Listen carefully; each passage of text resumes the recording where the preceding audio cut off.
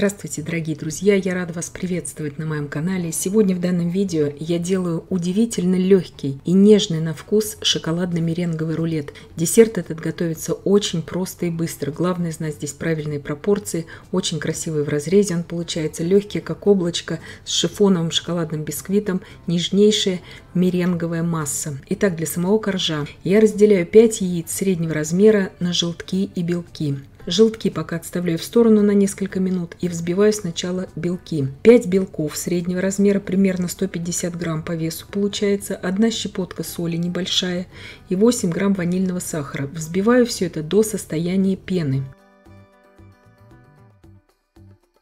И теперь порциями добавляю туда 200 грамм сахара.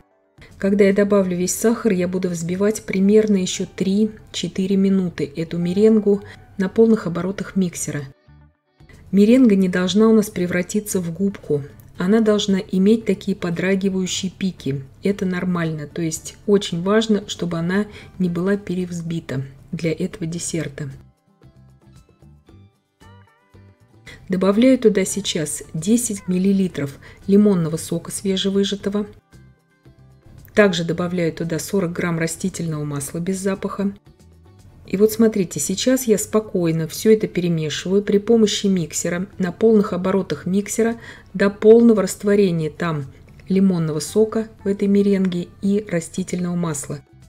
Здесь я намеренно вам показываю без вырезания это видео, то есть чтобы вы видели, сколько по времени я взбивала эту меренгу. Вот такие пики подрагивающие у нас останутся. Добавляю туда 100 грамм просеянного кукурузного крахмала. Я не делаю это перед камерой, потому что просто кукурузный крахмал, если его просеивать перед камерой, он просто мешает съемке. Я эту массу перемешиваю быстро, также на полных оборотах миксера, просто миксером. То есть ничего лопаткой я не вмешиваю. И вот такие подрагивающие пики, но устойчивые пики у нас должны остаться. Отставляем в сторону. То есть, если у вас меренга изначально взбита правильно и хорошо, она у вас не осядет после введения лимонного сока, масла и крахмала. Теперь готовлю шоколадное тесто. Здесь у меня 100 грамм муки. Добавляю туда 40 грамм какао-порошка и 4 грамма разрыхлителя. Пожалуйста, не больше, иначе разрыхлитель будет чувствоваться во вкусе. Отставлю пока в сторону. 5 желтков, которые у нас остались от меренги, добавляю к ним еще 2 целых яйца. Размер у яиц также средний такой. Щепотку соли туда небольшую добавляю и 8 грамм ванильного сахара. Взбиваю все это до состояния пены. Добавляю туда порциями 120 грамм сахара. Все это сейчас объединится с сахаром.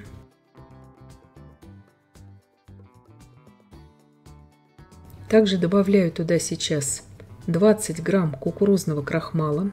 И взбиваю всю эту массу примерно 4 минуты. Мы готовим сейчас, по сути, шифоновый шоколадный бисквит. Это очень важно, чтобы десерт в общем и целом был очень легким и воздушным, чтобы все это соответствовало. И меренга, и шоколадная основа.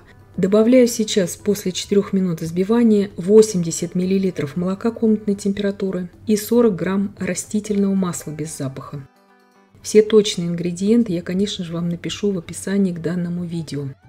Все это я просто перемешиваю до однородности, ничего дальше ни в коем случае не взбиваю. Просеиваю туда сейчас всю сухую смесь.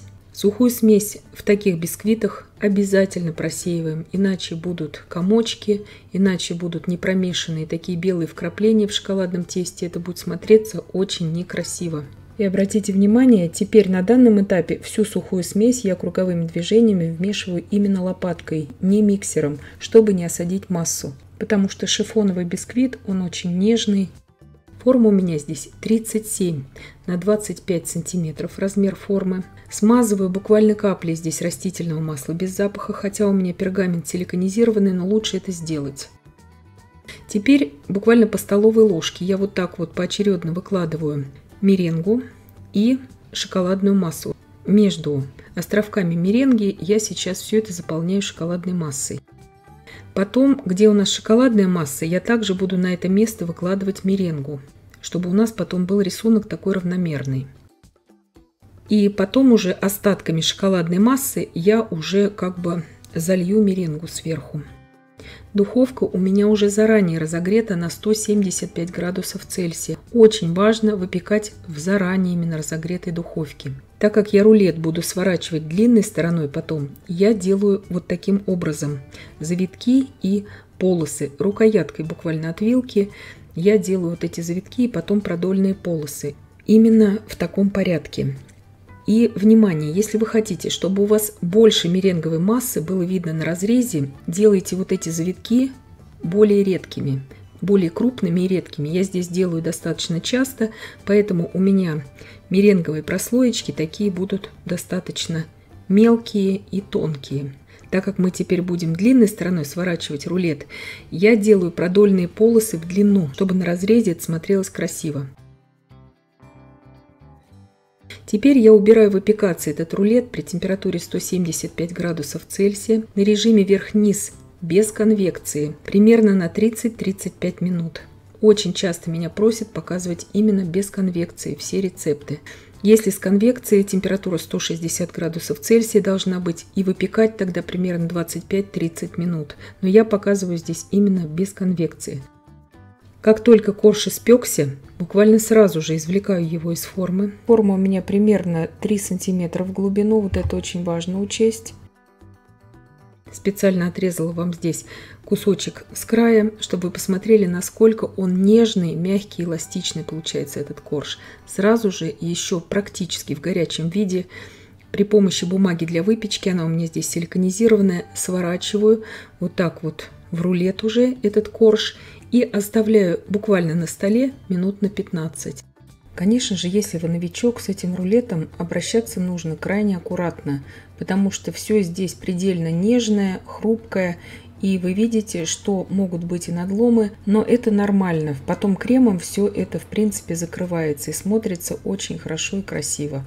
Когда прошло у меня примерно 15 минут, я разворачиваю вот эту бумагу для выпечки, удаляю ее, чтобы не образовывался лишний конденсат. Корж получается очень нежным и влажным сам по себе, то есть он не требует пропитки. И готовлю очень быстрый крем. Здесь у меня 200 мл сливок для взбивания, 30 грамм сахарной пудры, 8 грамм ванильного сахара и 250 грамм сыра маскарпоне туда добавляю. Все это взбиваю до устойчивых пиков. Все молочные продукты, естественно, очень холодные берем. Добавляю туда сейчас 1 столовую ложку какао-порошка. С горкой такую щедрую ложку столовую я добавляю. И все взбиваю до однородности. На моем канале огромное количество рецептов различных шоколадных кремов. Если вам покажется этот, допустим, не бюджетным, вы найдете на любой бюджет у меня любой шоколадный крем в плейлисте рецепты кремов на моем канале. Посмотрите, пожалуйста. Сейчас я очень бережно разворачиваю заготовочку. Сейчас из кондитерского мешка половиной этого взбитого крема наполняю уже начинку. Если вы любите очень мокрые такие, очень экстремально влажные десерты, вы на данном этапе можете пропитать этот корж с разных сторон, уже когда вот он у вас готов в виде рулетика такого. Но я этого не делаю, потому что, как я уже сказала, я здесь брала специально именно шифоновый бисквит шоколадный, который не требует пропитки. И вот эта меренговая часть, она тоже очень нежная получается. Остатками крема я сейчас покрываю верх этого рулета. Делаю такое незамысловатое украшение просто шпателем, такими полосочками. Вы можете туда добавлять на данном этапе любые ягоды. И в начинку, и сверху украшать. Я этого просто не делаю, но вы можете и орехами посыпать, и тертым шоколадом, и шоколадной крошкой. То есть все на ваше усмотрение. И кокосовой стружкой, если вы любите с кокосом десерты. Его, конечно же, можно любыми видами украшения сверху и завитками украсить. То есть сам рулет это прекрасно выдержит. Любое украшение сверху, я имею в виду. Убираю сейчас примерно на час в холодильник. После часа в холодильнике он прекрасно уже нарезается. Нарезаю, конечно, крупным ножом. Нож у меня просто сухой и холодный, но главное брать здесь крупный нож. Вот такой прекрасный разрез получается. Он прекрасно сворачивается в рулет. Конечно, может быть, где-то будут разломы, но кремом это все скрывается. Десерт получается не похожий на другие десерты. Он очень воздушный, как что-то необыкновенно воздушное, шоколадное получается на вкус. очень хорошо к летним десертам он подходит, кто любит именно шоколадные вкусы. Вы видите, насколько он нежный, насколько он воздушный. Такой рулет прекрасно переносит транспортировку и хранится в холодильнике. Его и за день заранее можно приготовить. И я надеюсь, что видео было полезным и познавательным. Подписывайтесь на мой канал, ставьте лайки, пишите комментарии. Я всем желаю больших успехов и до встречи в новых видео.